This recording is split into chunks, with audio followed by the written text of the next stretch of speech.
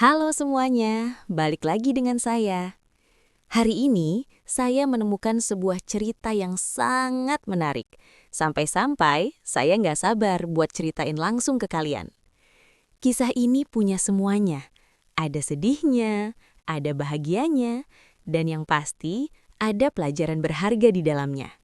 Jadi, siapkan cemilan kalian, dan mari kita mulai pembahasannya. Sebelum kita masuk ke ceritanya, aku ajak kalian absen dulu dong. Yuk dukung channel ini dengan cara tekan tombol like dan subscribe sekarang juga. Terus ramaikan kolom komentar di bawah ya. Tulis nama, asal kota, dan ketik hadir. Aku pengen tahu nih, sahabat paling jauh dari kota mana aja? Tepat pukul 9 malam, bunyi denting sendok yang beradu dengan gelas kaca terdengar dari arah dapur. Bagi kebanyakan istri, mungkin itu hanyalah suara biasa. Namun bagiku, itu adalah melodi kasih sayang. Aris, suamiku, tidak pernah sekalipun absen membuatkan susu madu hangat untukku selama 3 tahun pernikahan kami. Ini sayang, habiskan ya, biar rahimmu kuat dan tidurmu nyenyak, bisik Aris sambil meletakkan cangkir keramik biru itu di meja nakas. Ia mengecup keningku lama.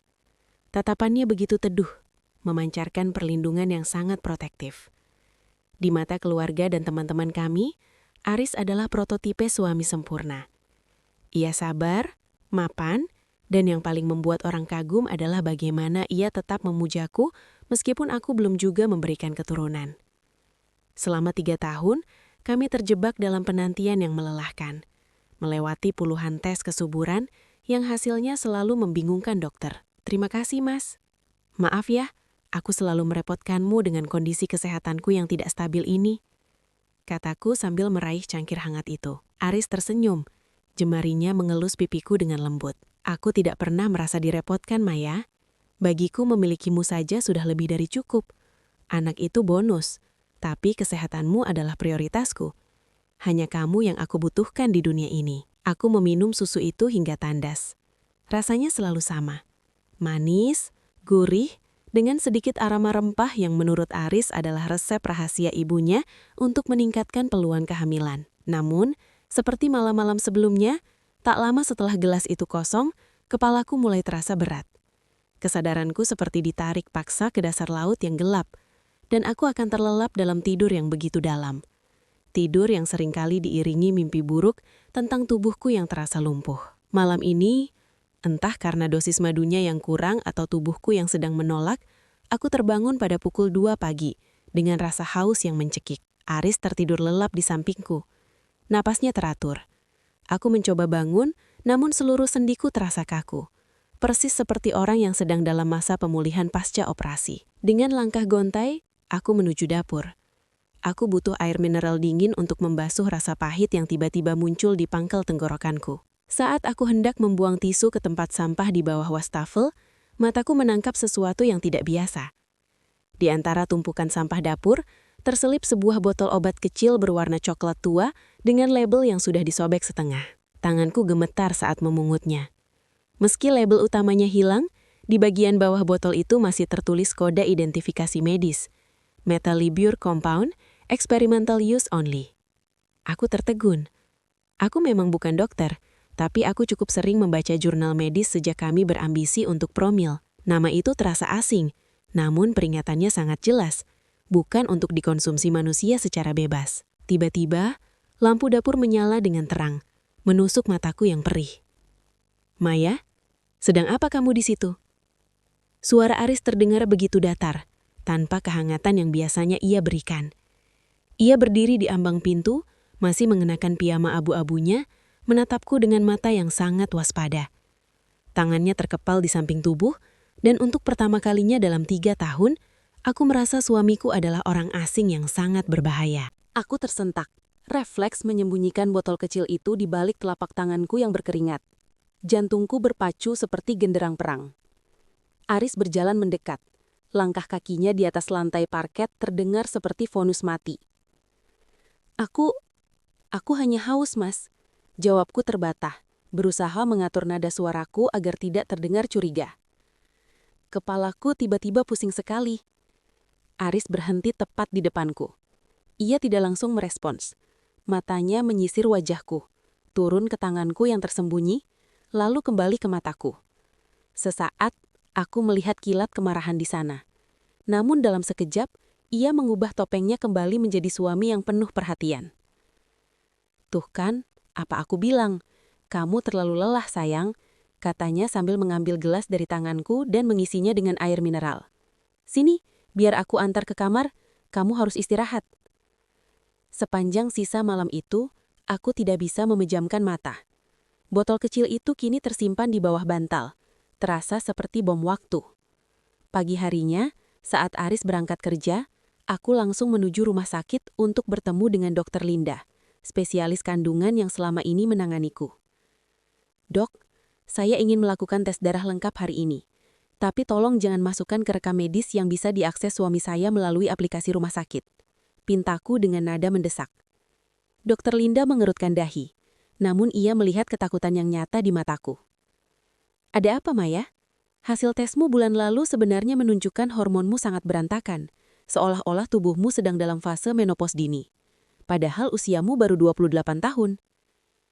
"Justru itu yang ingin saya pastikan, Dok. Tolong periksa apakah ada zat metalibure di dalam sistem saya," bisikku. 3 hari kemudian, aku kembali ke ruangannya. Wajah Dokter Linda tampak pucat saat membaca hasil laboratorium di tangannya.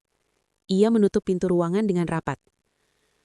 "Maya, aku tidak tahu bagaimana caramu mendapatkan zat ini, tapi level racun dalam darahmu sangat tinggi. Metalibure adalah senyawa penekan kelenjar pituitari. Di dunia kedokteran hewan, ini digunakan untuk menghentikan siklus birahi dan pertumbuhan telur secara paksa. Pada manusia, ini adalah sabotase sistem reproduksi. Duniaku runtuh seketika. Berarti, selama 3 tahun ini, jika dikonsumsi dalam dosis kecil namun konsisten seperti ini, rahimmu tidak akan pernah bisa memproduksi sel telur yang sehat. Tubuhmu dipaksa untuk mandul secara sistemis. Jika ini terus berlanjut setahun lagi, kerusakannya bisa menjadi permanen," lanjut Dokter Linda. Aku meremas ujung rokku hingga buku jariku memutih. Bayangan Aris yang mengaduk susu setiap malam muncul di benakku. Wajahnya yang tersenyum tulus saat menyodorkan cangkir itu, kini tampak seperti iblis yang sedang memberikan racun pada korbannya. "Siapa yang memberimu minuman atau makanan secara rutin, Maya?" tanya Dokter Linda lembut. Aku tidak menjawab. Lidahku keluh. Aku teringat alasan Aris setiap kali aku mengeluh sakit perut atau lemas. "Itu hanya efek samping suplemen kesuburan yang aku beli, sayang." Suplemen kesuburan? Ternyata itu adalah racun yang membunuh impianku menjadi seorang ibu. Dan pria yang paling kupercayai di dunia ini adalah orang yang memegang botolnya. Aku melangkah masuk ke rumah dengan lutut yang terasa lemas seperti jeli. Hasil laboratorium di dalam tas itu terasa seberat bongkahan batu. Aku ingin berteriak. Aku ingin menghancurkan semua perabotan di rumah ini. Namun akal sehatku menahan itu semua. Aris adalah pria yang teliti. Jika aku meledak sekarang tanpa rencana, dia akan dengan mudah memutarbalikkan fakta. Atau, lebih buruk lagi, melakukan sesuatu yang lebih ekstrim untuk membungkanku. "Kamu sudah pulang, sayang? Kok wajahmu pucat sekali?" Suara Aris menyambutku dari ruang tengah.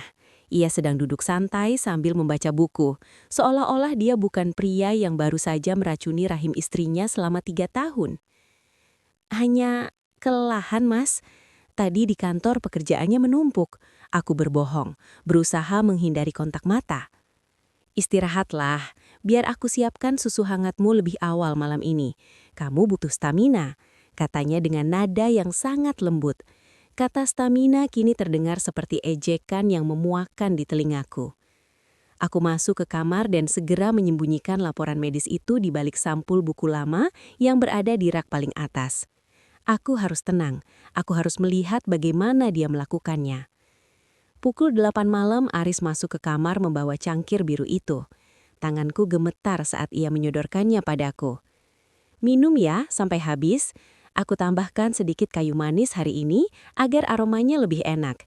Aris duduk di tepi tempat tidur, memperhatikanku dengan tatapan yang kini terasa seperti tatapan seorang predator yang sedang memastikan mangsanya memakan umpan. "Aku mau mandi dulu, Mas. Nanti aku minum," kataku mencoba menghindar. "Minum sekarang, Maya. Mumpung masih hangat. Aku ingin melihatmu tenang sebelum aku lanjut kerja di ruang bawah. Desaknya, ada nada otoriter yang terselip di balik keramahannya. Aku tidak punya pilihan. Aku menempelkan bibirku ke pinggiran gelas, berpura-pura menyesapnya, lalu melakukan gerakan menelan yang meyakinkan. Beruntung, Aris teralihkan sejenak oleh notifikasi di ponselnya. Saat itulah, aku menuangkan sebagian besar isinya ke dalam vas bunga besar di samping tempat tidur yang tertutup di daunan lebat. Aku menyisakan sedikit cairan di dasar gelas. "Sudah, Mas. Terima kasih." Aris tersenyum puas, mengecup keningku lalu keluar membawa gelas kosong itu.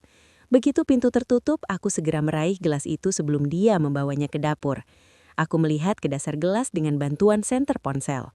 Di sana, di antara sisa busa susu, terdapat endapan butiran putih halus yang tidak larut sempurna. Serbuk itu tidak berbau, namun saat aku menyentuhnya dengan ujung jari, ada rasa pahit yang membekas di lidahku. Rasa pahit yang sama yang selama ini kupikir berasal dari madu atau rempah. Jantungku berdegup kencang. Ini adalah buktinya. Dia tidak hanya memberiku obat cair, tapi juga menghancurkan tablet tambahan untuk memastikan dosisnya cukup kuat untuk mematikan fungsiku. Tiba-tiba aku mendengar langkah kaki kembali menuju kamar. Aku segera meletakkan gelas itu kembali ke nakas dan berbaring, memejamkan mata, berpura-pura bahwa rasa kantuk sudah menyerangku. Pintu terbuka pelan. Aku bisa merasakan kehadiran Aris di samping tempat tidur. Dia tidak bergerak. Dia hanya berdiri di sana dalam diam selama hampir 5 menit.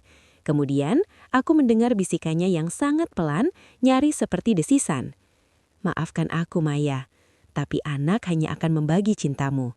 Aku ingin kamu tetap menjadi milikku seutuhnya, selamanya." Bisikan Aris semalam terus terngiang-ngiang di kepalaku seperti kaset rusak. "Aku ingin kamu menjadi milikku seutuhnya." Kalimat yang dulu kupikir romantis, kini terasa seperti tali simpul yang perlahan mencekik leherku. Dia tidak menginginkan seorang anak, karena dia menganggap darah dagingnya sendiri sebagai kompetitor. Itu adalah kegilaan yang paling murni. Pagi harinya, saat Aris sedang mandi, aku bergegas mengambil gelas biru yang sengaja tidak ia bawa ke dapur. Dengan tangan gemetar, aku mengorek endapan putih di dasar gelas menggunakan sendok kecil dan memasukkannya ke dalam plastik klip bening. Aku menyembunyikannya di dalam lipatan bra. "Maya, kamu mau kemana pagi-pagi begini? Ini kan hari Sabtu." Suara Aris muncul dari balik pintu kamar mandi. Ia hanya mengenakan handuk, uap air menyelimuti tubuhnya. Aku ingin ke pasar tradisional, Mas. Ingin masak sesuatu yang spesial untukmu." Jawabku, berusaha keras menstabilkan suaraku. "Pasar? Tumben sekali. Biasanya kita belanja di supermarket." Aris mendekat, matanya menyipit, menatapku dengan tajam. Ia mengendus udara, seolah mencoba mendeteksi kebohonganku. "Kamu bau susu. Gelasnya mana? Biar aku yang cuci." "Sudah di dapur, Mas. Sudah aku bilas tadi." Bohongku. Jantungku serasa ingin melompat keluar saat melihat tangannya meraih gelas di nakas, yang untungnya sudah kosong dan bersih karena sempat kulap tisu. Setelah berhasil keluar dari rumah, aku tidak pergi ke pasar. Aku memacu mobilku ke sebuah laboratorium farmakologi independen di pinggir kota, tempat yang tidak terafiliasi dengan asuransi kantorku. Aku memberikan sampel serbuk itu dengan identitas samaran. "Tolong periksa kandungan zat aktif dalam serbuk ini. Saya curiga ini adalah bahan kimia berbahaya," kataku pada petugas lab. Sambil menunggu hasil yang dijanjikan 3 jam lagi, aku menghabiskan waktu di sebuah kafe terpencil. Aku membuka laptop dan mencoba masuk ke akun cloud milik Aris. Kami selalu berbagi kata sandi, tapi belakangan dia sering menggantinya. Aku mencoba kombinasi tanggal pernikahan kami, ulang tahunku, hingga akhirnya aku mencoba sesuatu yang gila, tanggal keguguran pertamaku 3 tahun lalu. Klik. Berhasil. Di dalam folder berjudul Home Project, aku menemukan subfolder terenkripsi bernama Maintenance. Isinya membuat darahku berdesir hebat. Ada jurnal harian dalam bentuk spreadsheet. Januari 2024. Dosis ditingkatkan ke 15 mg. Maya mulai mengeluh migrain. Efektif, tidak ada tanda-tanda ovulasi. Maret 2024. Dia menangis karena tes kehamilan negatif lagi. Kasihan, tapi ini demi kebaikan kita. Dia tidak boleh punya alasan untuk berpaling dariku. Mei 2024. Hampir ketahuan. Dia menemukan botol di sampah. Harus lebih hati-hati membuang limbahnya. Aku menutup laptop dengan kasar, Air mata kemarahan mengalir deras. Dia mencatat penderitaanku seperti eksperimen sains. Dia melihatku menangis setiap bulan saat melihat satu garis di tespek, dan dia justru merasa bangga atas keberhasilannya. Tiba-tiba, ponselku bergetar. Pesan dari Aris. "Sayang, aku lihat lewat GPS mobilmu tidak di pasar. Kamu di kafe area pinggiran. Ada apa? Mau aku jemput?" Aku membeku. Aku lupa bahwa dia memiliki akses ke pelacak kendaraan. Dia sedang mengawasiku. Sekarang juga. Pesan singkat di layar ponsel itu terasa seperti hulu ledak yang siap meledak. Aku menatap keluar jendela kafe, mencari siluet mobil Aris di parkiran. Tanganku bergetar hebat saat mengetik balasan. "Iya mas, tadi pasar penuh sekali. Kepalaku pusing jadi aku mampir minum kopi sebentar. Ini sudah mau jalan pulang." Aku segera menutup laptop dan menghampiri meja resepsionis laboratorium. "Bagaimana hasilnya? Saya harus pergi sekarang," desakku dengan suara parau. Petugas laboratorium, seorang pria paruh baya dengan kacamata tebal, keluar dari ruangan kaca dengan raut wajah yang sangat serius. Ia memegang selembar kertas hasil analisis kualitatif. "Ibu, serbuk ini sangat berbahaya," bisiknya sambil menyerahkan map tersebut. "Hasil analisis kami menunjukkan ini adalah konsentrat metalibure murni yang dicampur dengan diazepam dosis tinggi. Metalibure akan mematikan fungsi ovarium Anda, sementara diazepam adalah zat penenang yang membuat Anda tertidur lelap sehingga tidak menyadari reaksi kimia yang terjadi pada tubuh Anda." Ia menatapku dengan tatapan kasihan. "Jika ibu mengonsumsi ini selama 3 tahun, ini bukan lagi sekadar upaya mencegah kehamilan. Ini adalah perusakan sistem saraf pusat secara sistematis. Ibu beruntung masih bisa berdiri tegak hari ini." Aku menyambar map itu, memasukkannya ke dalam tas dan berlari menuju mobilku. Kata-katanya terngiang di telingaku. Perusakan sistem saraf pusat. Aris bukan hanya ingin aku mandul, dia ingin aku menjadi boneka yang penurut, mengantuk, dan tidak berdaya untuk melawan. Saat aku menghidupkan mesin mobil, sebuah sedan hitam yang sangat kukenal perlahan masuk ke area parkir kafe. Itu mobil Aris. Jantungku hampir berhenti. Aku segera memindahkan persneling ke posisi mundur dan memacu mobil keluar lewat pintu belakang area parkir, sebelum dia sempat memblokir jalanku. Aku melihat dari kaca spion. Aris turun dari mobilnya. Ia tidak mengejarku dengan marah. Ia hanya berdiri di sana, menatap mobilku yang menjauh sambil memegang ponselnya. 1 detik kemudian, ponselku berbunyi. Panggilan telepon darinya. Aku tidak mengangkatnya. Aku terus memacu mobil menuju kantor polisi terdekat. Namun, saat aku menginjak pedal rem di persimpangan lampu merah, kakiku terasa kosong. Pedal itu amblas hingga ke lantai mobil. Tidak mungkin. Aku berteriak panik. Aku mencoba menginjaknya berkali-kali, tapi tidak ada hambatan sama sekali. Mobilku terus melaju kencang di turunan jalan raya. Aku menarik rem tangan dengan paksa, membuat ban mobil berdecit hebat dan mobilku berputar 180 derajat sebelum akhirnya menghantam pembatas jalan dengan benturan yang memekakkan telinga. Pandanganku berkunang-kunang. Asap mulai keluar dari kap mesin. Dalam kesadaranku yang mulai menipis, aku melihat pintu mobilku ditarik paksa dari luar. Sosok Aris muncul di sana. Ia tidak terlihat panik. Ia justru terlihat sangat tenang. Hampir seperti orang yang sedang menginspeksi hasil pekerjaannya. "Sudah aku katakan sayang, jangan pergi sendirian saat kepalamu sedang pusing," bisiknya sambil menggendongku keluar dari rongsokan mobil. "Sekarang, mari kita pulang. Kita harus minum susu hangat untuk menenangkan sarafmu." Bau desinfektan dan aroma lavender yang menyengat menusuk hidungku saat aku perlahan membuka mata. Aku tidak berada di rumah sakit. Aku mengenali langit-langit kamar ini. Kamar kami. Kepalaku terasa seperti dihantam palu godam, dan pergelangan tanganku terasa perih. Saat mencoba bergerak, aku menyadari tangan kiriku terikat dengan perban elastis ke tiang tempat tidur, seolah-olah aku sedang diinfus. "Jangan banyak bergerak dulu sayang, benturan di kepalamu cukup keras." Suara Aris muncul dari kegelapan di sudut kamar. Ia melangkah mendekat, memegang sebuah baki berisi bubur dan gelas biru itu.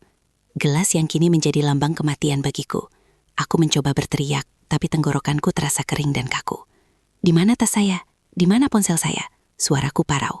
nyaris berupa bisikan. Aris meletakkan baki di nakas, lalu duduk di tepi tempat tidur. Ia mengeluarkan map laboratorium yang sudah lecek dari balik punggungnya. Matanya menatap kertas itu dengan ekspresi datar, lalu perlahan ia merobeknya menjadi potongan-potongan kecil di depan mataku. Kamu seharusnya tidak perlu tahu sejauh ini, Maya. Pengetahuan hanya membuatmu menderita, katanya tenang. Padahal aku melakukan ini agar kita tidak pernah menderita. Kamu tidak akan pernah merasakan sakitnya kehilangan anak, karena sejak awal, anak itu tidak akan pernah ada. Kamu gila, Aris. Kamu meracuniku. Kamu menghancurkan masa depanku. Air mata kemarahan mengalir di pipiku. Kenapa? Apa salahku sampai kamu setega ini? Aris berdiri. Wajahnya yang semula tenang tiba-tiba berubah gelap. Ia berjalan menuju meja rias dan mengambil sebuah bingkai foto kecil yang selalu ia simpan di dalam laci. Itu adalah foto lama. Seorang wanita yang wajahnya sangat mirip denganku, menggendong seorang bayi. Ibuku meninggal saat melahirkan adikku, dan adikku meninggal 2 hari kemudian. Suaranya bergetar karena emosi yang tertahan. Ayahku hancur. Dia menjadi gila karena kehilangan cinta sejatinya gara-gara seorang bayi yang bahkan tidak sempat mengenal dunia. Sejak kecil, aku bersumpah tidak akan membiarkan hal itu terjadi padaku. Ia mendekat lagi, mencengkram rahangku dengan satu tangan. Tidak keras, tapi cukup untuk membuatku terkunci. Dunia ini kejam, Maya. Anak-anak hanya akan mencuri perhatianmu dariku. Mereka akan merusak tubuhmu, membuatmu menua, dan mungkin mengambil nyawamu. Aku tidak bisa membiarkanmu mati hanya demi orang asing yang bernama anak. Aku mencintaimu lebih dari nyawaku sendiri. Dan jika itu artinya aku harus membuatmu mandul agar kamu tetap hidup dan tetap milikku, maka akan kulakukan. Itu bukan cinta, Aris. Itu obsesi. Itu kejahatan. Aku meludah ke arahnya. Aris menghapus ludah di pipinya dengan tenang. Ia meraih gelas biru di nakas. Terserah apa katamu. Tapi kecelakaan tadi membuat rem mobilmu hancur, bukan? Semua orang akan mengira kamu sedang depresi karena tak kunjung hamil dan mencoba mengakhiri hidup. Tidak akan ada yang percaya padamu. Ia mendekatkan gelas itu ke bibirku. Sekarang, minum obatmu. Kamu harus tidur lagi agar tidak stres. Aku meronta, namun tanganku yang terikat dan tubuhku yang lemas membuatku tak berdaya. Di saat itulah, aku menyadari satu hal. Di bawah tempat tidur, tepat di bawah jangkauan tanganku yang bebas, ada pecahan botol parfum yang jatuh saat aku diseret masuk tadi. Kecil, tapi cukup tajam untuk menjadi senjata. Aku berhenti meronta. Aku membiarkan tubuhku lemas.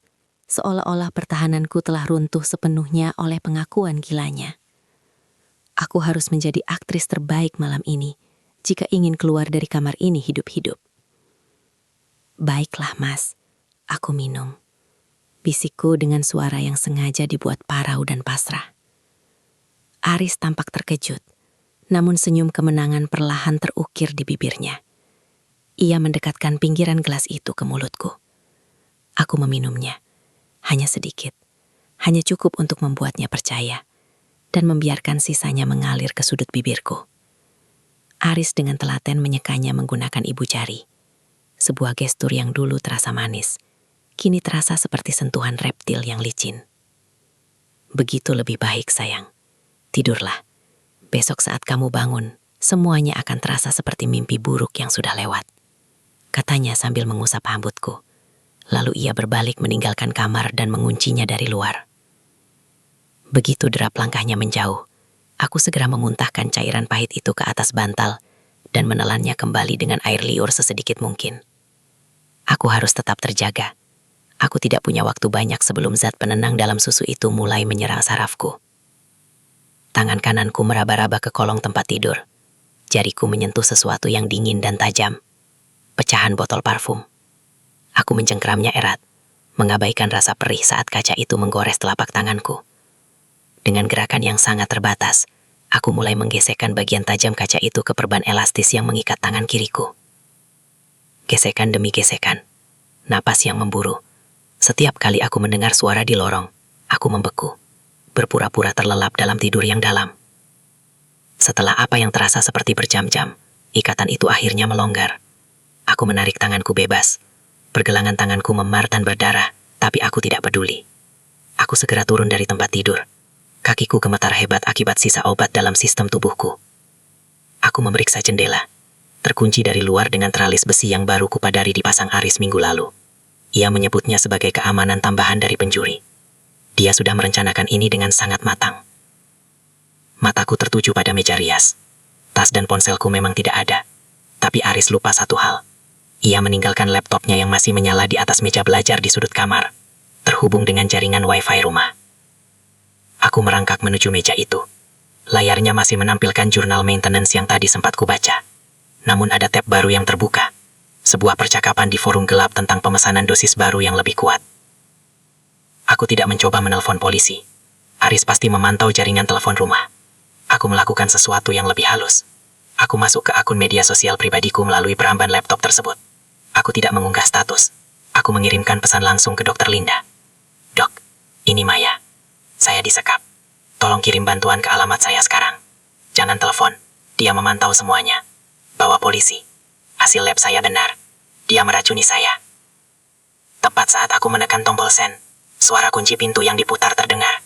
Aku tidak sempat kembali ke tempat tidur. Pintu terbuka, dan Aris berdiri di sana, menatapku yang sedang duduk di depan laptopnya dengan mata terbelalak. Maya, suaranya rendah, penuh dengan kekecewaan yang mengerikan. Kenapa kamu selalu mencoba untuk menghancurkan kebahagiaan kita? Aris tidak menerjang. Ia tidak berteriak. Reaksinya jauh lebih menakutkan. Ia menutup pintu dengan pelan, menguncinya, lalu menyandarkan tubuhnya di sana sambil bersedekap. Sebuah senyum miring tersungging di wajahnya, seolah ia sedang menonton pertunjukan komedi yang tidak lucu. Dr. Linda, Aris tertawa pendek, suara yang terdengar seperti gesekan amplas. Kamu pikir kenapa aku membiarkanmu pergi ke dokter yang sama selama 3 tahun, Maya? Dia adalah teman seangkatan kakakku. Dia sudah menerima donasi rutin dariku untuk kliniknya agar tetap memberikan diagnosa yang samar padamu. Jantungku serasa jatuh ke dasar perut. Pesan itu. Aku baru saja mengirimkan lokasi persembunyianku kepada orang yang mungkin berada di pihaknya. Tapi tenang saja, lanjut Aris sambil berjalan mendekat. Ia mengambil laptop itu dari tanganku dengan gerakan santai, lalu menutup layarnya. Pesannya tidak terkirim. Koneksi internet di kamar ini sudah aku batasi hanya untuk protokol lokal sejak kamu bangun tadi. Aku mundur hingga punggungku membentur dinding.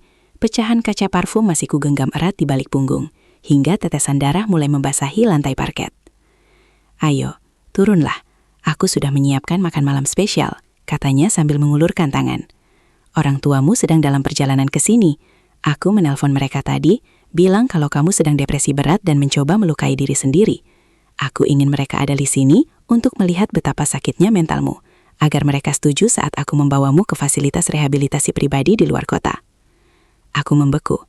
Ini adalah langkah skakmatnya. Dia tidak hanya menghancurkan rahimku, dia ingin menghancurkan kredibilitas duniaku.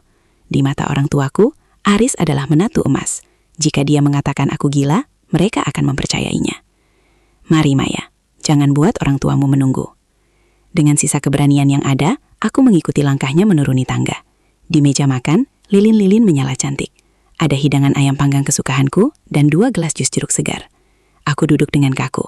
Aris sibuk menata piring. Saat ia membelakangiku untuk mengambil serbet, aku melihat kesempatanku. Di atas meja kecil dekat dapur, aku melihat botol kecil zetan yang belum sempat ia simpan. Tanpa suara, aku menyambarnya dan memasukkannya ke dalam saku dasterku. Minumlah jusnya sayang, kamu butuh cairan, kata Aris sambil duduk di hadapanku. Aku menatap gelas jus jeruk di depanku, lalu menatap gelas miliknya. Sebuah ide gila muncul. Aku ingin tukar gelas mas. Aris menaikkan alisnya. Tukar gelas? Kenapa? Sebagai tanda, kalau aku menyerah, kalau aku percaya padamu lagi, kataku dengan suara yang bergetar hebat. Jika gelas ini aman, buktikan dengan meminumnya. Jika tidak, aku lebih baik mati di sini sekarang juga. Aris menatapku lama, matanya mencari-cari tanda tipu daya. Namun ia merasa berada di atas angin. Ia tahu jus itu tidak berisi apa-apa, karena ia berencana mencampur obatnya nanti di depan orang tuaku agar aku terlihat mengamuk secara alami. Baiklah, jika itu bisa membuatmu tenang. Aris menukar gelas kami. Ia meminum jus di depannya hingga setengah. Aku melakukan hal yang sama. Namun apa yang Aris tidak tahu adalah, saat aku berpura-pura membetulkan posisi duduk tadi, aku sudah menjatuhkan seluruh sisa serbuk dari pecahan tablet yang kutemukan di sakuku ke dalam gelas yang kini ia minum. Dosis yang sangat tinggi. Dosis yang cukup untuk menjatuhkan seekor sapi jantan. 5 menit berlalu dalam keheningan yang menyesakan. Aris masih menatapku dengan tatapan kemenangan, namun perlahan, aku melihat perubahan pada kelopak matanya. Ia mengerjap lebih sering. Tangannya yang tadi memegang garpu dengan mantap, kini mulai bergetar halus. Maya, kenapa lampunya jadi redup? Gumamnya. Suaranya mulai melambat, berat, dan pecah. Dosis yang kumasukkan ke dalam gelasnya adalah akumulasi dari sisa-sisa bubuk yang kukumpulkan secara gila-gilaan. Itu adalah dosis hukuman. Lampu tidak redup, Mas. sarafmu saja yang mulai lumpuh, kataku dingin. Aku berdiri, rasa lemas di tubuhku seolah menguap digantikan oleh adrenalin yang membakar. Aris mencoba berdiri, namun kakinya menyerah. Ia jatuh terduduk kembali ke kursi, napasnya memburu. Apa yang kau lakukan? Kau berani meracuniku? Aku hanya memberikan apa yang kau berikan padaku selama 3 tahun, Aris. Rasakan bagaimana rasanya kehilangan kendali atas tubuhmu sendiri. Teriakku tepat di depan wajahnya. Tepat saat itu, bel pintu rumah berbunyi nyaring, berkali-kali. Itu orang tuamu? Aris tersenyum getir, meski sudut bibirnya mulai terkulai. Mereka akan melihatmu. Sebagai monster, aku segera berlari menuju pintu depan dan membukanya. Namun yang berdiri di sana bukan hanya ayah dan ibu. Ada 2 pria berseragam polisi dan seorang pria muda yang kukenali sebagai asisten laboratorium dari tempatku memeriksa sampel tadi pagi. Maya, kamu tidak apa-apa? Ibu langsung memelukku, wajahnya penuh kecemasan. Pak polisi, itu dia. Pria itu yang saya ceritakan. Teriak asisten lab itu sambil menunjuk ke arah ruang makan. Ternyata, pesanku ke Dr. Linda memang tidak terkirim.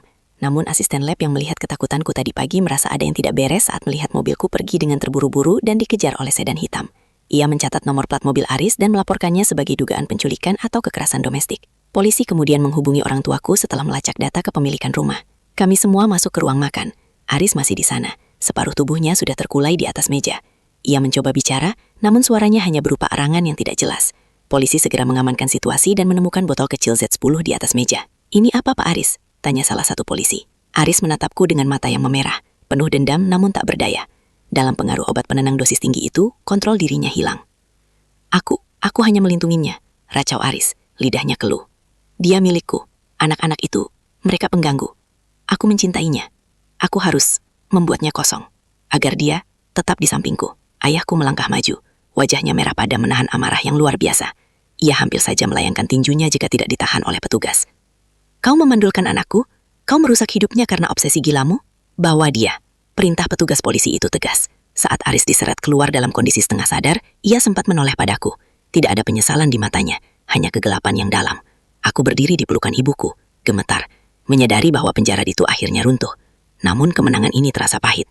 3 tahun hidupku telah dicuri, dan tubuhku. Aku belum tahu apakah aku masih bisa pulih. 6 bulan kemudian. Udara di ruang pengadilan terasa sangat berat dan dingin. Aku duduk di barisan depan, menggenggam erat tangan ibu. Di kursi pesakitan, Aris tampak sangat berbeda. Tidak ada lagi setelan jas rapi atau senyum hangat yang dulu mempesona semua orang. Rambutnya dicukur pendek, dan seragam tahanan berwarna oranye itu seolah menelanjangi semua wibawa palsu yang selama ini ia bangun.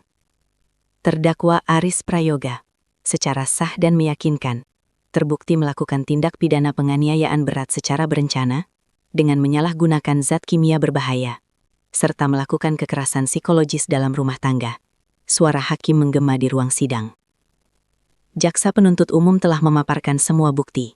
Catatan digital di laptop Aris, sisa zat metalibur di dalam gudang rumah, dan yang paling krusial, kesaksian Dr. Linda. Ternyata setelah polisi melakukan penyelidikan mendalam, Dr. Linda mengakui bahwa ia menerima ancaman dan pemerasan dari Aris terkait malpraktik masa lalunya agar mau bekerja sama. Aris dijatuhi hukuman 12 tahun penjara. Saat petugas membawanya keluar, ia sempat berhenti tepat di depanku. Ia menatapku dengan mata yang masih menunjukkan sisa-sisa obsesi itu. Aku melakukan semuanya karena aku mencintaimu, Maya, bisiknya pelan. Itu bukan cinta, Aris, jawabku dengan suara yang tenang namun tegas.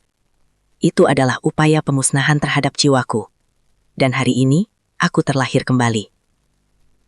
1 tahun setelah vonis itu, aku berdiri di sebuah taman kecil di belakang rumah orang tuaku. Hidup tanpa Aris ternyata jauh lebih ringan daripada yang kubayangkan. Meskipun proses pembersihan racun dari tubuhku memakan waktu berbulan-bulan dan melibatkan terapi hormon yang menyakitkan, perlahan-lahan kesehatanku membaik. Migrain itu hilang, dan mataku tidak lagi terlihat sayu. Minggu lalu, aku kembali mengunjungi dokter kandungan yang baru. Seorang dokter yang tidak memiliki hubungan dengan masa lalu Aris. Maya, lihat ini, kata dokter itu sambil menunjukkan layar ultrasonografi. Meskipun ada jaringan parut, rahimmu menunjukkan pemulihan yang luar biasa. Hormonmu mulai seimbang kembali. Aku menatap layar hitam putih itu dengan air mata berlinang. Bukan karena ada janin di sana, tapi karena aku melihat sebuah harapan. Dokter bilang peluangku untuk hamil secara alami memang kecil, namun bukan tidak mungkin. Dan jikapun aku tidak bisa hamil, aku sudah berdamai dengan kenyataan itu.